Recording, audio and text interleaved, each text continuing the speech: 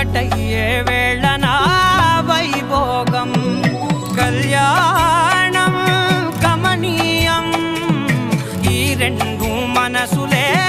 రమణీయం ముడే ముళ్ళట ముడి పడుతుంటే ముచ్చట నాలుగు దిక్కుల కంట చూడ ముచ్చటైన వేడుకంట ఆ పంచభూతాల తోడుగా ప్రేమ పంచుకొనే పండగంట